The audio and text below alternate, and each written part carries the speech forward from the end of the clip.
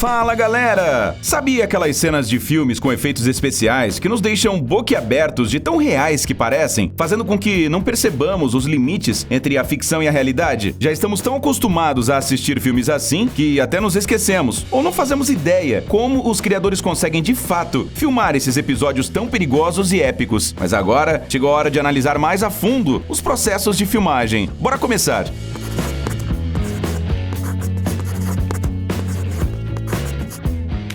Massacre em Blaviken.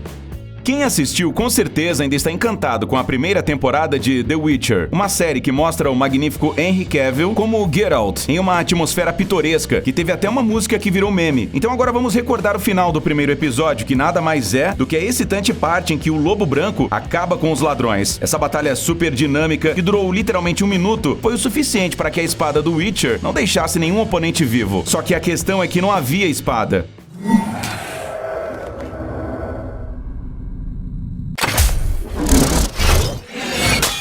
E este é o único efeito especial usado pelos criadores na cena. Nos momentos em que o ator evita os ataques com a espada ou perfura impiedosamente seus oponentes, ele tem uma espada cortada pela metade nas mãos. A outra metade da arma foi concluída com a ajuda de computação gráfica. Isso foi necessário para que Henry Cavill pudesse realizar o máximo possível de golpes difíceis e perigosos, sem ferir os outros participantes da filmagem. Sim, foi isso mesmo que você ouviu. O próprio ator foi quem interpretou a cena da batalha em Blaviken. A maior dificuldade era que todos tinham que se mover atuando como se Geralt tivesse uma espada de verdade nas mãos. Tom Cruise e o helicóptero.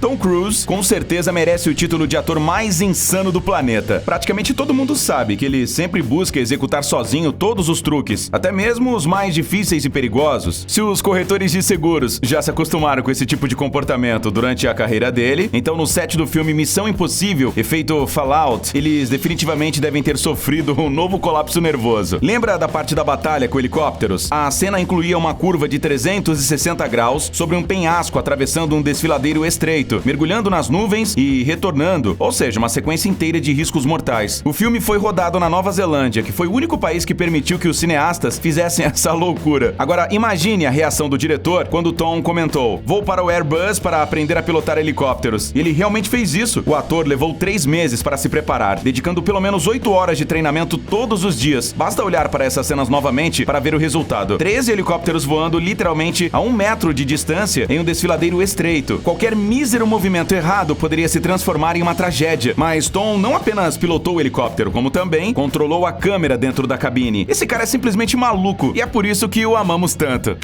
Cães de Eu Sou a Lenda. Não dá pra negar que o filme Eu Sou a Lenda é repleto de cenas maravilhosas. Mas o momento do ataque dos cães infectados contra o personagem principal é um dos mais dramáticos e tensos do filme. Falando honestamente agora, o coração de todo mundo disparou na cena quando cães zumbis furiosos e nojentos surgiram nas ruas durante o anoitecer.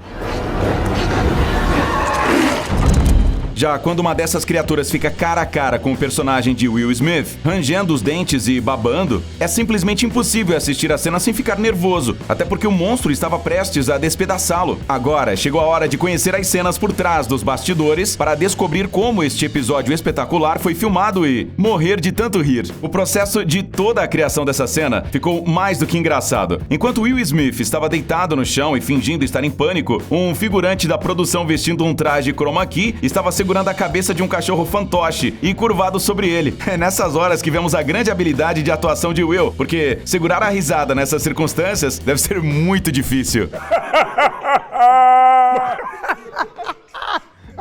John Wick real. Quem aqui não gosta de uma história cheia de ação sobre um assassino aposentado, ainda mais sendo interpretado pelo incrível Keanu Reeves? Tiroteios, perseguições de carros, combate corpo a corpo, tudo isso tem em outros filmes de ação, mas é só em John Wick que o mundo do crime violento parece especialmente natural. Desvendar o segredo do sucesso deste filme é fácil, basta olhar para o processo de filmagem. O mínimo possível de efeitos gráficos e o máximo de cenas reais. Para fazer o filme se destacar da multidão, toda a equipe se entregava diariamente a 110%. Keanu, por por exemplo, passou 4 meses em treinamento contínuo para dominar diferentes técnicas de luta, praticando 5 dias por semana e 8 horas diárias. Além do judô e do jiu-jitsu, o ator aprendeu direção extrema e tiro com pistola e rifle. Reeves atuou de forma independente em todas as cenas complexas, que envolviam golpes, tiros, arremessos e ataques de faca. Bom, a gente sempre soube que ele era um gênio, né? Mas isso não foi suficiente para os diretores do filme. Eles queriam que o vilão principal, Viggo, também tivesse seu próprio estilo de luta individual. Para fazer isso, Michael Nyqvist, que o interpretou, teve que começar a treinar em sua terra natal muito antes do início das filmagens. Até Adrienne Pellick treinou mais de um mês de jiu-jitsu para fazer a luta entre Perkins e Wick parecer o mais convincente possível. Acho que todo mundo aqui deve concordar que o resultado de todos esses esforços valeu a pena. Efeitos gráficos em O Primeiro Vingador. Se o assunto é sobre efeitos especiais, então não dá pra deixar de comentar sobre os filmes da Marvel. Vamos recordar sobre um deles que, aliás, também é o 9º consecutivo no universo cinematográfico dos super-heróis. Do ponto de vista das cenas de ação, Capitão América 2, o Soldado Invernal, é simplesmente impecável.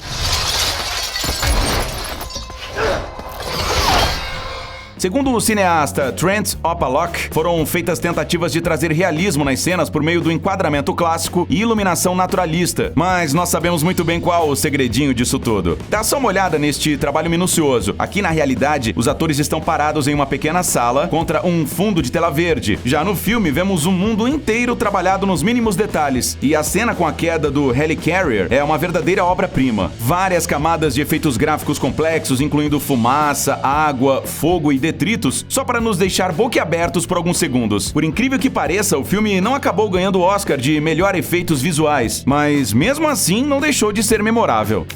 Perseguição em Resgate.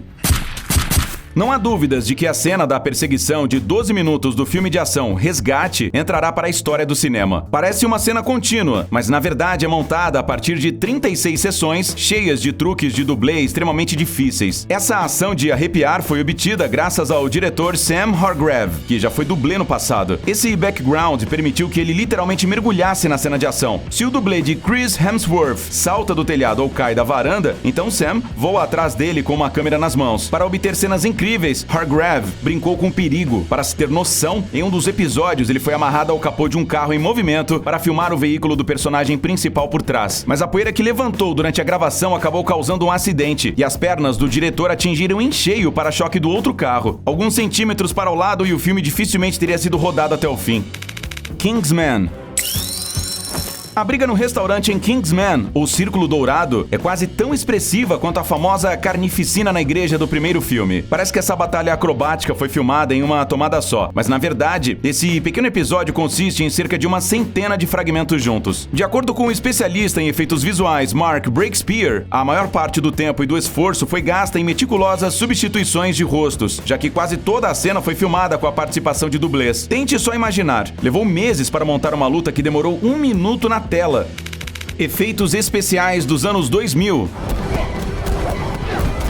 Até aí, beleza, dirão céticos. Qualquer um poderia fazer isso com a tecnologia moderna disponível hoje. Queremos ver mostrar um exemplo de efeitos gráficos excepcionais do início do século. Então chegou a hora de falar do roteirista Sam Raimi, já que alguns telespectadores se esqueceram dos milagres que ele fez no início dos anos 2000. Os fãs da lendária trilogia de filmes provavelmente já adivinharam de qual obra cinematográfica se trata.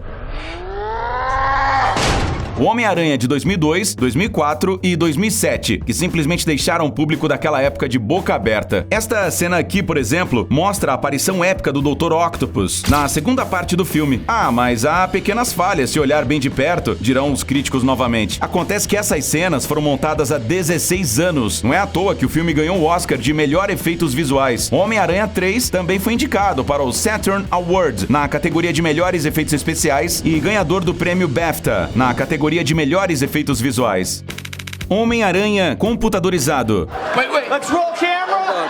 E sabe quais mudanças até agora ocorreram nos filmes sobre o super-herói que solta teia? Infinitas. Por exemplo, o último filme Homem-Aranha, Longe de Casa, os efeitos visuais para esse filme foram criados por vários estúdios, em particular Framestore, Sony Pictures, Madworks e Scanline VFX, entre outros. O Method Studios, por exemplo, adicionou um protagonista à cena dos barcos em Veneza. Scanline criou os elementais de outra dimensão e os artistas da Sony recriaram o modelo 3D da Tower Bridge. Essa enorme equipe de especialistas empolgou-se tanto que literalmente todo o filme é um amontoado de computação gráfica. Até mesmo este veículo foi modelado. Aparentemente, isso tudo foi feito para testar os limites dos efeitos visuais e expandi-los. Hoje em dia é praticamente impossível imaginar um filme totalmente livre de computação gráfica. Então, só nos resta imaginar como será o cinema no futuro.